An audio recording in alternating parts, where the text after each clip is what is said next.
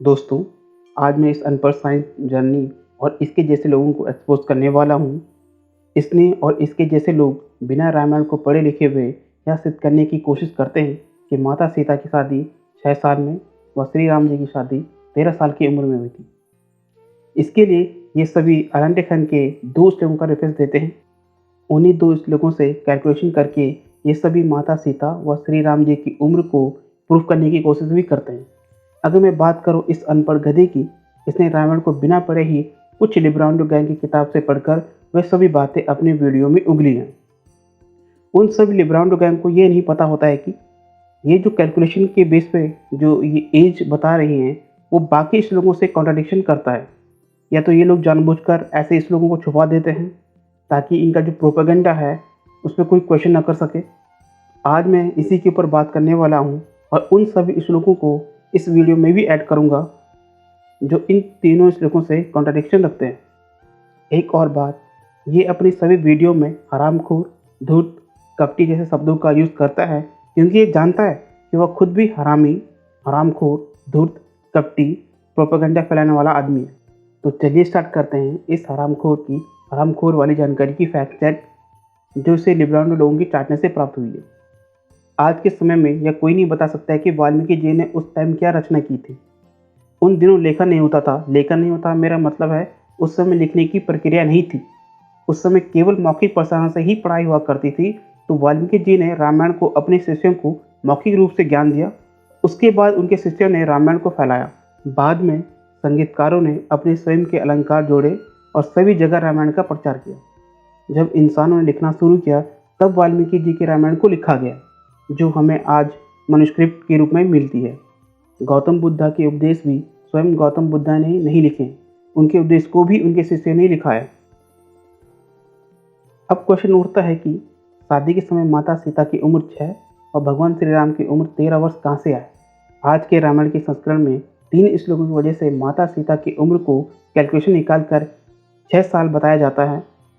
रामायण में शादी के समय दोनों की उम्र का कहीं पर भी कोई जिक्र नहीं किया गया। फिर भी ये लोग हिंदू धर्म को नीचा दिखाने के लिए या उस पर अटैक करने के लिए ये सभी उनकी उम्र को 3 श्लोकों की कैलकुलेशन के आधार पर प्रूफ करने की कोशिश करते हैं। इस अनपढ़ गधे ने अपनी वीडियो में केवल 2 ही श्लोकों का जिक्र किया था क्योंकि जिसके चाटने के बाद इसने वीडियो बनाई उसमें प्रोपेगेंडा फैलाने के लिए 2 ही श्लोकों को बताया गया था। वही 2 श्लोक इसने अपनी वीडियो में उगली हैं। तो चलिए पहले श्लोक को देख लेते हैं जो ये सभी श्री राम व माता सीता की शादी के समय उनकी उम्र का भ्रम फैलाने व प्रोपेगेंडा फैलाने के लिए यूज़ करते हैं। ये श्लोक आपको आज के रामायण के चैप्टर नंबर 3 सर्ग नंबर 47 श्लोक नंबर 4 में आपको मिलेगा। इस श्लोक का इंग्लिश में अर्थ है, I live in the house of Ikshvaku for 12 year and enjoy all kind of pleasure meant for mortar. मतलब कि जब रावण माता सीता के बारे में उनसे पूछ रहा होता है तब वह कहते हैं कि वह इक्ष्वाकु वंश में 12 वर्ष तक रहकर मनुष्य जैसे सुख सुविधा के भोगे हैं। इस श्लोक का गीता प्रेस के हिंदी अनुवाद के अनुसार, विवाह के बाद 12 वर्ष तक इक्ष्वाकु वंशी महाराज दशरथ के महल में रहकर मैंने अपने पति के साथ सभी मनोवांछित भोग भोगे हैं।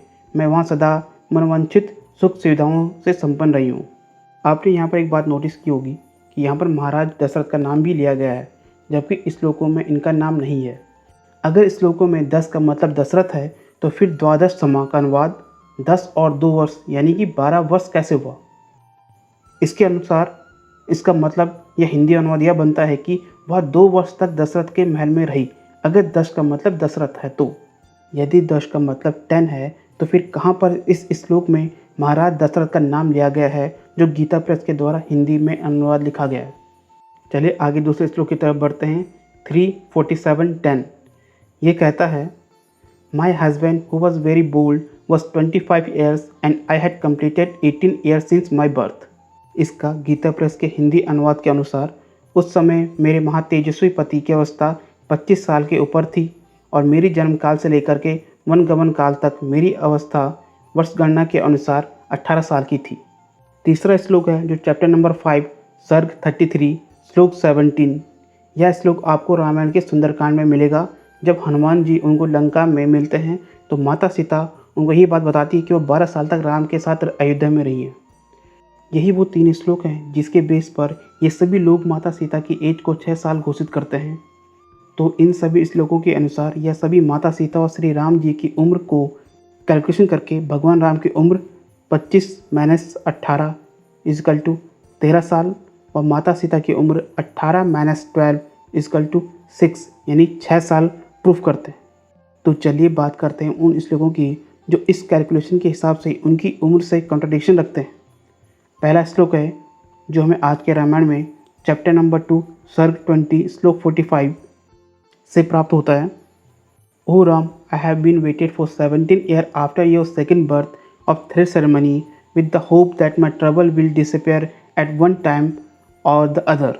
यहाँ पर उनकी माँ बोल रही कि मैंने तुम्हारे दूसरे जन्म से लेकर के 17 वर्ष तक इंतज़ार किया है, जब तुम आओगे तो मेरी सारी परेशानी दूर हो जाएंगी। यह बात उनकी माता उस समय कहती है जब वो वनवास के लिए जा रहे होते हैं। उस समय वो कहती है कि तुम अभी 17 साल के हो दूसरे जन्म के अनुसार। तो मेरा क्वेश्चन ये है कि वो जाते समय 25 के थे या 17 के। चलिए इसी श्लोक का गीता प्रेस के अनुसार इसका हिंदी अनुवाद में क्या कहा गया उसको देख लेते हैं। रघुनंदन, तुम्हारे उपन्याय रूप द्वितीय जन्म लिए 17 वर्ष बीत चुके हैं। फिर आप देख सकते हैं यहाँ पे कोष्टक में उन्होंने लिखा है अर्थात तुम अब 27 वर्ष के हो गए हो। अब तक मैं यही आशा लगाए चली आ रही थी कि अब मेरे दुख दूर हो जाएंगे। गीता प्रेस के हिंदी अनुवाद पर अगर आप गौर करेंगे तो उन्होंने ब्रैकेट के अंदर लिखा है अर्थात तुम अब 27 वर्ष के हो गए हो। तो मेरा इनसे एक ही क्वेश्चन है कि यह 27 वर्ष इन्होंने किस बेस पर लिखा हुआ है, जबकि इस श्लोक में कहीं पर भी आपको 27 वर्ष देखने को नहीं मिलेगा। उनकी माता दूसरे जन्म से 17 वर्ष कहती है, तो फिर यह 27 वर्ष कहाँ से आया?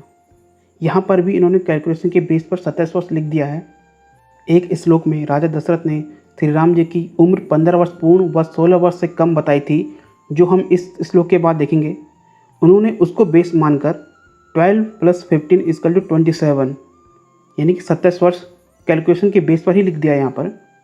यह 12 वर्ष जो श्लोक 5:33:17 में बताया गया है उसको राजा दशरथ के 15 वर्ष से जोड़ दिया गया है, जबकि वहाँ पर राजा ने यह बिल्कुल भी नहीं बताया है कि वो जन्म से 15 वर्ष कह रहे हैं या दूसरे जन्म से 15 वर्ष कह रहे हैं।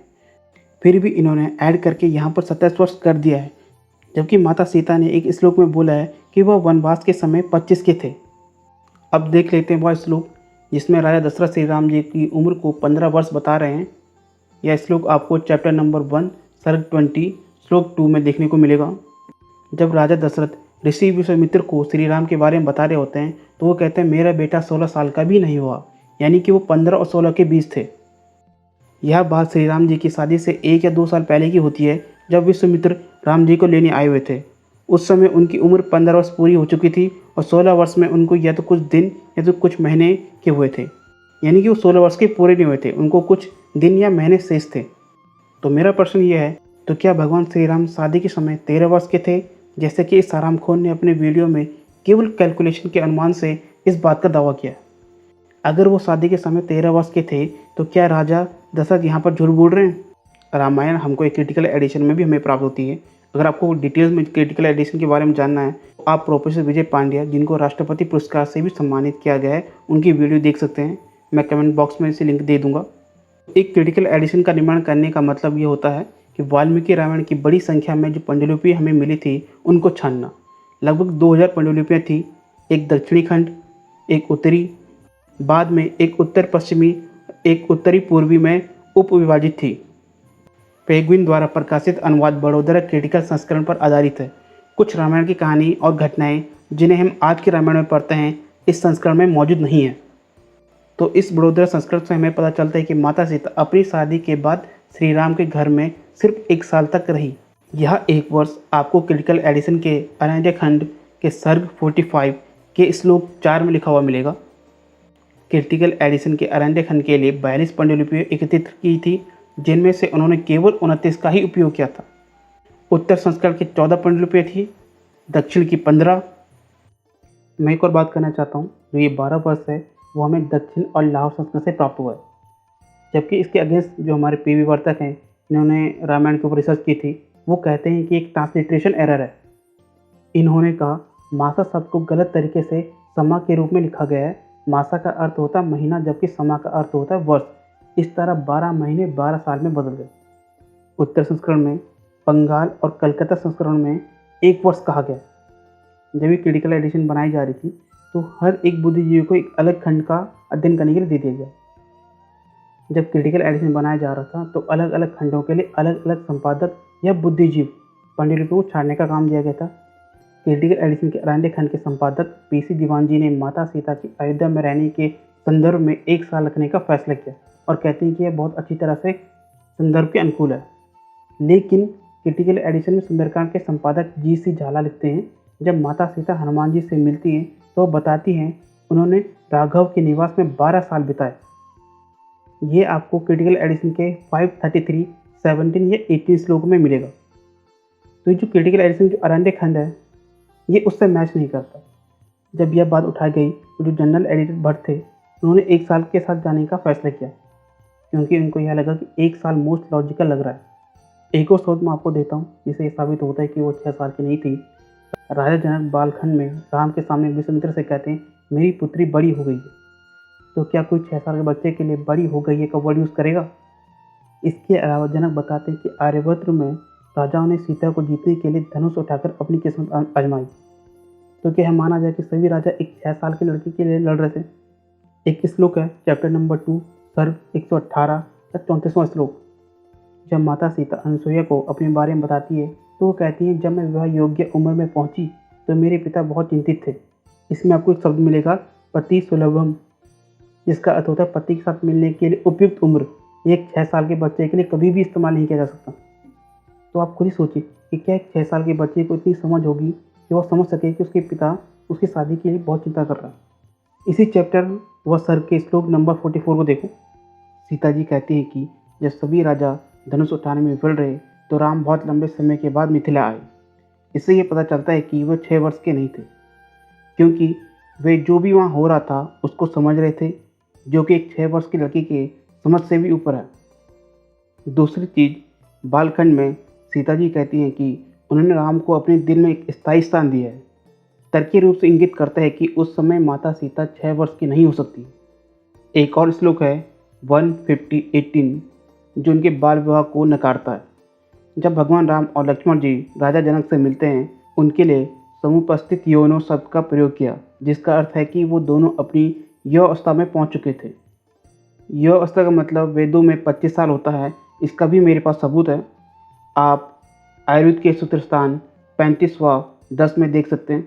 आयुर्वेद के अनुसार एक पुरुष 25 साल की उम्र में और एक महिला 16 साल की उम्र में यौवस्था में पहुंचती है और वह विवाह योग्य आयु है। और मनुस्मृति के अनुसार, मनुस्मृति कहती है कि एक इंसान को अपने दूसरे जन्म के बाद ही शादी करनी चाहिए, यानी कि 1/4 ऑफ एज। वह उम्र 25 साल की होती है, क्योंकि वेद उम्र को 100 साल तक गिनता है। यहाँ पर एक चीज़ है, इससे पहले भी मैंने दूसरे जन्म शब्द का यूज़ किया था। दूसरे जन्म का हिंदू धर्म में मतलब होता है जब कोई भी इंसान गुरुकुल में जाता था तब उस इंसान का दूसरा जन्म कहा जाता था। यहाँ आपको वेदों में और मनुस्मृति में भी मिल जाएगा। चलिए अब देखते हैं कि हमारा ऋग्वेद क्या कहता है कि एक पुरुष व महिला को कब शादी करनी चाहिए। ऋग्वेद 2:35-4 कहता है, एक युवा अवस्था लड़की को अपने जैसे ही युवा अवस्था लड़के से शादी करना चाहिए। दूसरा श्लोक है ऋग्वेद का 10:27-12। यह कहता है कि एक लड़के को अपना पति खुद ही चुनना चाहिए। यही चीज़ आपको राजा महाराजा के समय भी देखने को मिलेगा। उस समय स्वयंवर होता था। स्वयंवर का मतलब होता था स्वयं ही अपने वर को चुनना। आज भी आप हिंदू धर्म में यही चीज़ देखने को मिलेगी। जब भी किसी लड़का और लड़की की शादी की बात होती है तो पहले एक दूसरे को देखते हैं, समझते हैं। अगर लड़का लड़की दोनों एक दूसरे को पसंद करते हैं तभी उनकी शादी होती है।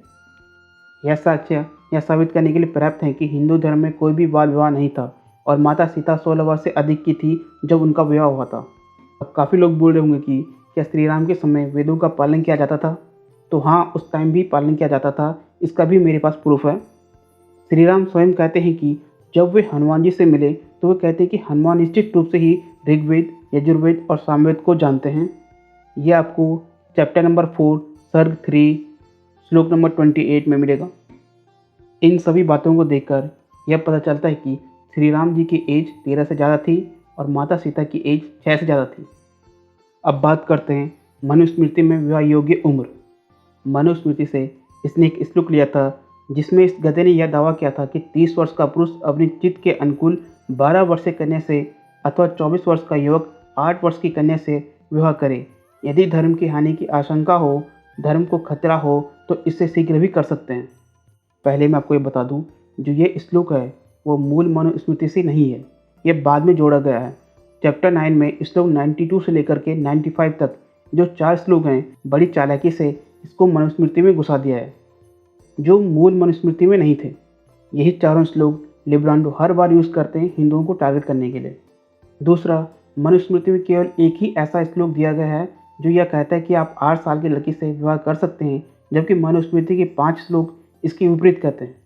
तीसरी चीज़, ऋषि मनु ने वेदों को ध्यान में रखकर ही मनुस्मृति की रचना की थी।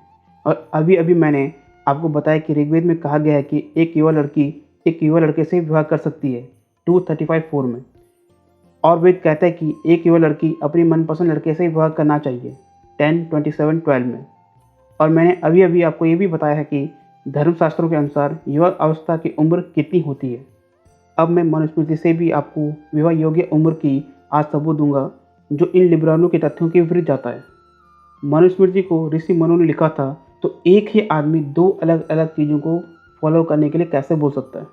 तो चलिए इसका भी पर्दाफाश कर लेते हैं कि कैसे वह श्लोक मूल मनुस्मृति से नहीं है। मनुस्मृति का तीसरा पाठ श्लोक 1 को देख लीजिए। वो क्या कहता है? ब्रह्मचारी तीनों वेदों को पढ़ने के लिए गुरुकुल में 36 वर्ष के ब्रह्मचार्य व्रत का पालन करे, अथवा उससे आधा 18 वर्ष का, अथवा चौथाई यानी कि 9 वर्ष का, अथवा जब तक वेद ग्रहण न कर सके तब तक ब्रह्मचार्य का पालन करे। ब्रह्मचार्य का मतलब आज सभी लोगों को पता है। इसके कई सारे मतलब होते हैं, उनमें से एक होता है जिसकी शादी ना हुई हो वह ब्रह्मचारी होता है। चलिए एक दूसरा श्लोक देख लेते हैं। चैप्टर 3 श्लोक 2, ब्रह्मचार्य से 4, 3, 2 अथवा 1 वेद को यथावत पढ़कर अखंडित ब्रह्मचार्य का पालन करके गृहश्रम का धारण करें। यानी कि ब्रह्मचार्य को फॉलो करके वेद पढ़कर गृह आश्रम या शादी कर सकता है, या अब वह अपना घर बसा सकता है। आप यहाँ पर देख सकते हैं कि हिंदू धर्म में पढ़ाई पर ज़्यादा फोकस किया जाता था, पढ़ने के बाद ही शादी विवाह के लिए बोला जाता था। तीसरा श्लोक चैप्टर 3 श्लोक 4 ये कहता है, गुरु की आज्ञा से स्नातक कर और विधि पूर्वक गुरुकुल से आके गुरुकुल से लौटने का समावर्तन संस्करण करा के, यानी कि थ्रेड सेरेमनी, ब्राह्मण क्षत्रिय वैश्य अपने वर्ण अनुकूल सुंदर लक्षणयुक्त कन्या से विवाह करे। चौथा श्लोक है चैप्टर 4 श्लोक 1, ब्राह्मण क्षत्रिय वैश्य अपने आयु के चौथाई भाग तक कम से कम 25 वर्ष गुरु के समीप रहकर अर्थात गुरुकुल में रहते हुए अध्ययन और ब्रह्मचार्य का पालन करके आयु के दूसरे भाग में विवाह करके घर में निवास करें। मनुस्मृति का 5वां श्लोक है जो आपको चैप्टर 9 श्लोक नंबर 90 में मिलेगा। जब कन्या विवाह करने की इच्छा करे तब रासोला होने के दिन से 3 वर्ष छोड़ के चौथे वर्ष में विवाह करे। यहाँ पर साफ साफ लिखा हुआ है कि जब लड़की की इच्छा होगी शादी करने के लिए वह तभी शादी कर सकती है जब उसके रासोला होने के बाद कम से कम 3 साल हो गए हों। लेकिन ये हरामखोर कहता है कि 10 साल उम्र होने से पहले ही शादी कर देनी चाहिए, जो कि एक झूठ है और यह अपना प्रोपेगेंडा हिंदू ग्रंथ के नाम पर फैला रहा है।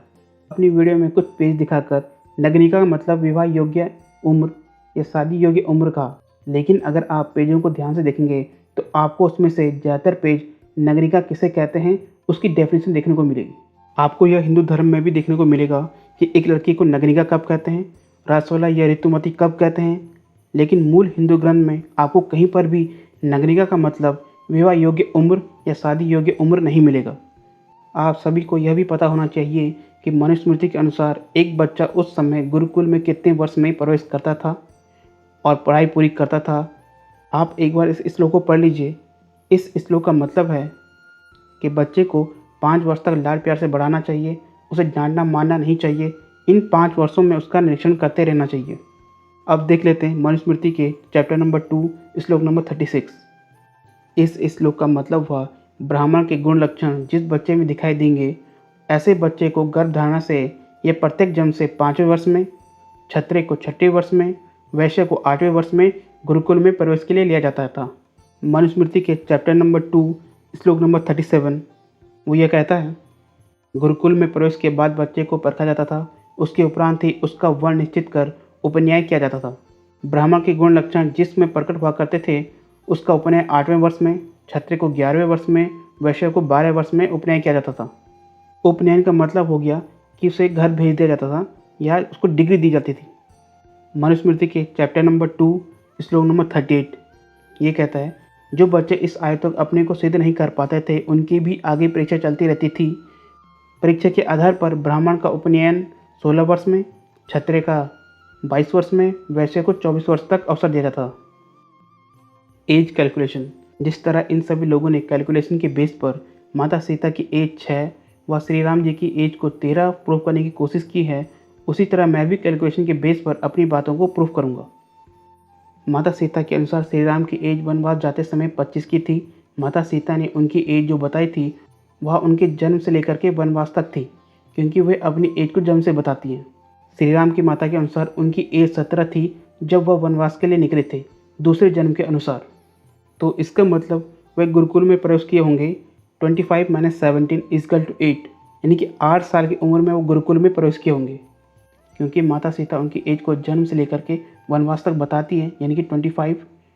जो उनकी माता है वो उनकी एज को गुरुकुल से लेकर के वनवास तक बताती हैं, जो कि है 17।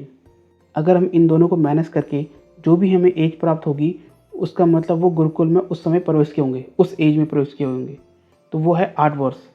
तो चलिए अब कैलकुलेट करते हैं वनवास के समय उनकी एज क्या रही होगी। माता सीता के अनुसार वे 25 के थे, उनकी माता के अनुसार वो 17 के थे दूसरे जन्म के अनुसार। तो उनकी माता के अनुसार उनकी एज पहले बर्थ से लेकर के वनवास तक रही होगी 17 + 8 = 25। उनके पिता के अनुसार जब वे विश्वामित्र जी से बात कर रहे थे तो उन्होंने बताया था उनकी एज 15 कंप्लीट हो चुकी है और 16वीं में है, यानी कि उनको कुछ दिन या महीने हुए हैं। तो यहाँ पर मैं उनको 16 लेता हूँ पूरा। इस 16 में मैं उनकी शादी को भी कैलकुलेट कर लेता हूँ। तो मैं पहले ही मान लेता हूँ जो उनके पिता ने उनकी एज बताई थी वो सेकंड बर्थ से थी। तो 12 वर्ष के अनुसार जो हमें आज के रामायण में देखने को मिलता है, इनके पिता के अनुसार 16 + 12 + 8 = 36। जन्म 16 जो उनके पिता द्वारा बताई गई एज है, 12 जो वो अयोध्या में रहे शादी के बाद, +8 जो उन्होंने गुरुकुल में गए। यहाँ पर हम देख सकते हैं कि राजा के अनुसार उनकी एज 36 थी, उनकी माता के अनुसार 25, माता सीता के अनुसार 25। यहाँ पर हम देख सकते हैं कि उनके पिता के अनुसार एज में काफ़ी अंतर देखने को मिल रहा है। अगर हम 12 साल लेते हैं, अगर हम क्रिटिकल एडिशन के अनुसार 1 साल लें तो तब होती है उनके पिता के अनुसार 16 + 1 वो है जो क्रिटिकल एडिशन में कहा गया है, +8, तो इनको मिला के होते हैं 25 साल। उनके माता के अनुसार 17 + 8 = 25, पिताजी कहते हैं 25। तो यहाँ पर आप देख सकते हैं यहाँ पर किसी में कोई भी अंतर देखने को नहीं मिलता, यानी कि 1 साल की थ्योरी को ये ज़्यादा सपोर्ट करता है, ना कि 12 साल की। तो चलिए अब कैलकुलेट करते हैं उनकी शादी के टाइम की एज। 12 वर्ष के अनुसार सीता जी कहती हैं कि वो 25 साल के थे जब वो वनवास के लिए गए थे। तो 25 - 12 यानी कि 13 साल की उम्र में उनकी शादी हुई थी सीता जी के अनुसार। उनकी माता के अनुसार 17 - 12 = 5 + 8 = 13। वनवास के टाइम वो 17 के थे, इसमें शादीशुदा जीवन भी था। उनके पिता के अनुसार उनकी एज रही होगी 16 + 8 = 24। यहाँ पर भी आप देख सकते हैं कि उनके पिता के अनुसार एज में काफ़ी अंतर देखने को मिल रहा है। अगर हम इसको 1 साल की तरफ देखें जो क्रिटिकल एडिशन में बोला गया है, तो सीता जी के अनुसार 25 - 1 यानी कि 24 साल। उनकी माता के अनुसार 17 - 1 = 16, उसमें आप 8 और जोड़ दो वो हो जाता है 24, यानी कि 24 साल के थे उस टाइम। राजा के समय 16 + 8 यानी कि 24। यहाँ पर भी आप देख सकते हैं यहाँ पे हमें कोई भी डिफरेंस देखने को नहीं मिलता, यानी कि 1 साल को ये पूरी तरीके से सपोर्ट करता है। कैलकुलेशन के आधार पर हम ये देख सकते हैं कि श्री राम जी की शादी 24 साल की उम्र में और माता सीता की शादी 17 साल की उम्र में हुई थी, जो परफेक्टली ही सपोर्ट करता है। अगर हम इसको 12 में देखें तो ये बिल्कुल भी सपोर्ट नहीं करता है। तो हमारा फाइनल कंक्लूजन ये होता है कि भगवान श्री राम की एज 13 वर्ष नहीं थी और माता सीता की एज 6 वर्ष नहीं थी शादी के समय, क्योंकि ये जो कैलकुलेशन है वो राजा दशरथ द्वारा बताई गई एज का विपरीत है।